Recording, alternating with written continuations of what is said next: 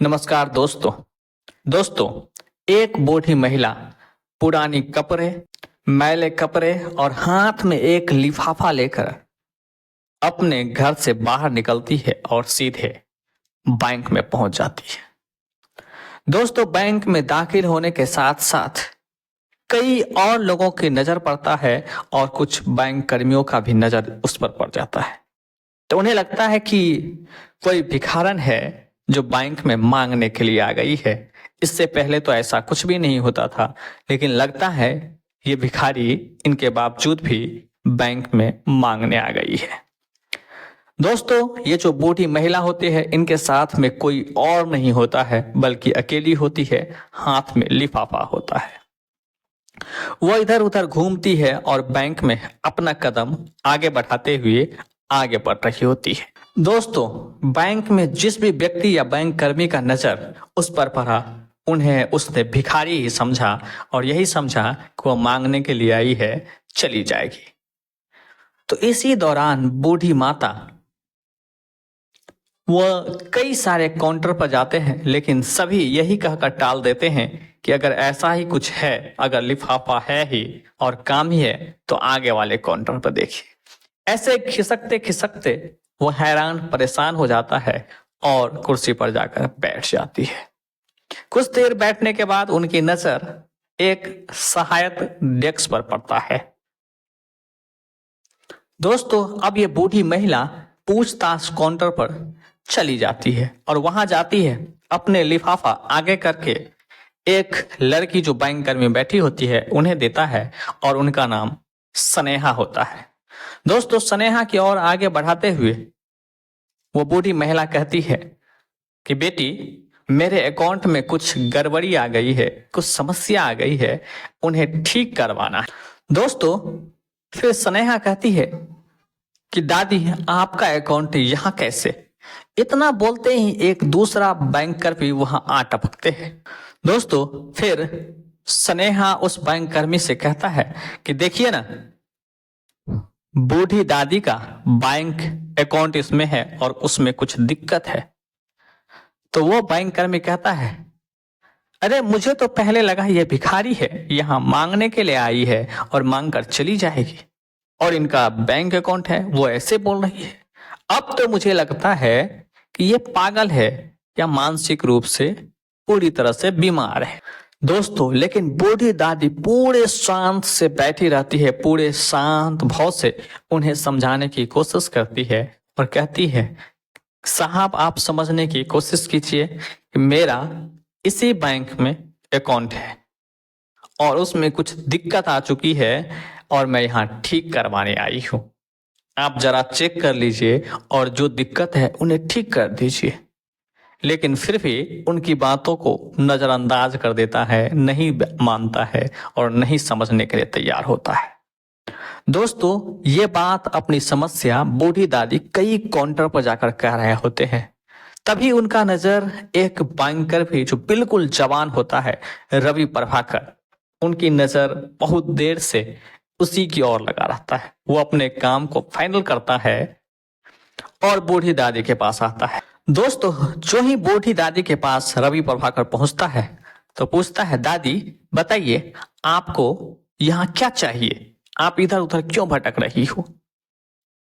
तो बूढ़ी दादी बोलता है, बेटा, पहला शख्स हो तुम इस बैंक में जो डायरेक्ट मुझसे मिलने आए हो, लेकिन मैं बूढ़ी होकर भी कई सारे काउंटर पर गया, लेकिन मेरा बात सुनने और समझने के लिए कोई भी बैंक कर्मी यहाँ तैयार नहीं है। शायद तुम मेरी मदद कर पाओगे।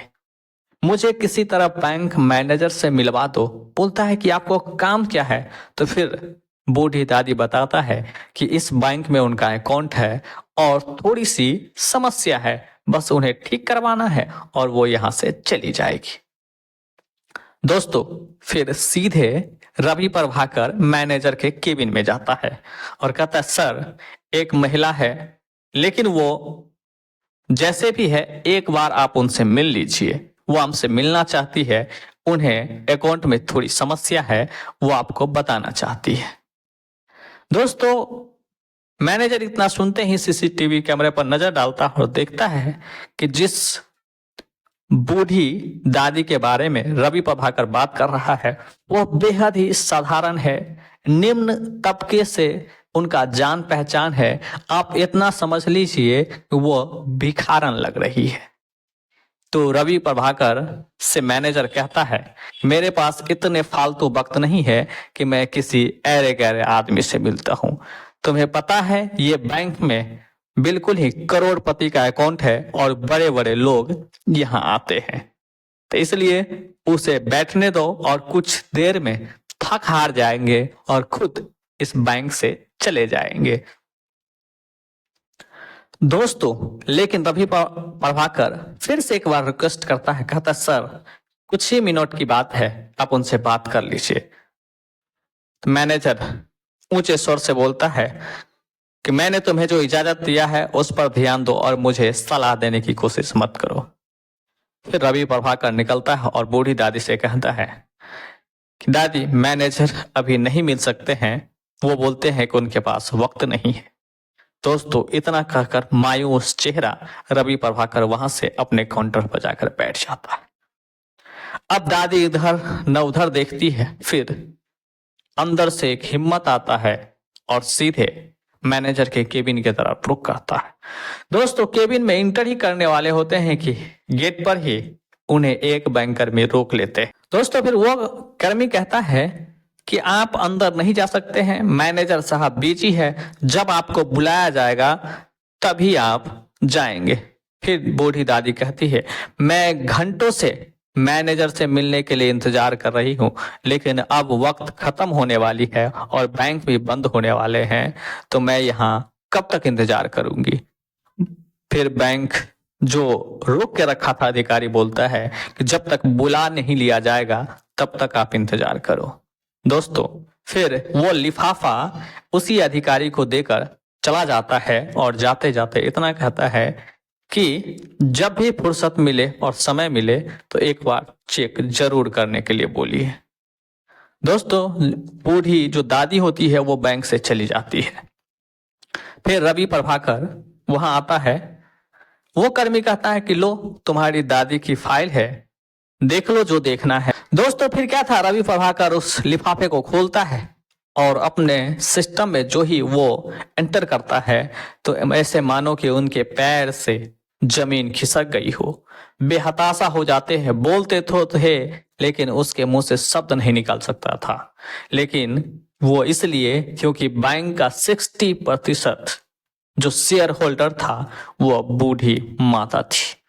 यानी कहे तो इस बैंक का सीधा सीधा मालिक ऑनर वही बूढ़ी माता थी। अब देखकर उनके होश उड़ जाते हैं। वो दौड़ते हुए मैनेजर के केबिन में जाता और कहता है कि जिस बूढ़ी माता को आपने मिलने से इनकार कर दिया, जिसे भिखारन समझी, बल्कि वो इस बैंक का ऑनर है, मालिक है। दोस्तों क्या था, फिर अगले दिन वही बूढ़ी माता यानी बूढ़ी दादी एक अच्छे और महंगे साड़ी पहनकर उस बैंक में एंट्री करता है और उसके साथ सूट बूट के साथ कई सारे और भी ऑफिसर्स होते हैं। और जो ही इंटर होता है वो मैनेजर थरथराने लगता है, कांपने लगता है और बार बार माफी मांगता है। लेकिन दोस्तों कहता है, बूढ़ी माता जो शब्द बोलता है कि लोगों की पहचान उनके कपड़ों से नहीं, उनके चेहरों से नहीं, बल्कि उनके अंदर काबिलियत से छुपी होती है, वो तुम्हारे अंदर नहीं है। इसलिए आज से तुम मैनेजर के पद पर नहीं बैठोगे और रवि प्रभाकर आज से इस बैंक का मैनेजर होगा, क्योंकि उन्होंने कभी भी कपड़े देखकर लोगों से जज नहीं करता है, बल्कि उनकी काबिलियत देखता है।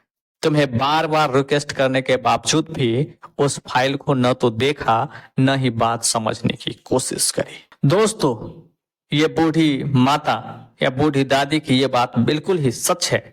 किसी भी व्यक्ति की पहचान उनके कपड़ों से नहीं, बल्कि उनके अंदर छुपी प्रतिभा, काबिलियत और उनके गुण से ही होता है। दोस्तों अगर आपको ये कहानी अच्छी लगी तो वीडियो को एक लाइक कर दीजिए और चैनल को भी सब्सक्राइब कर दीजिए।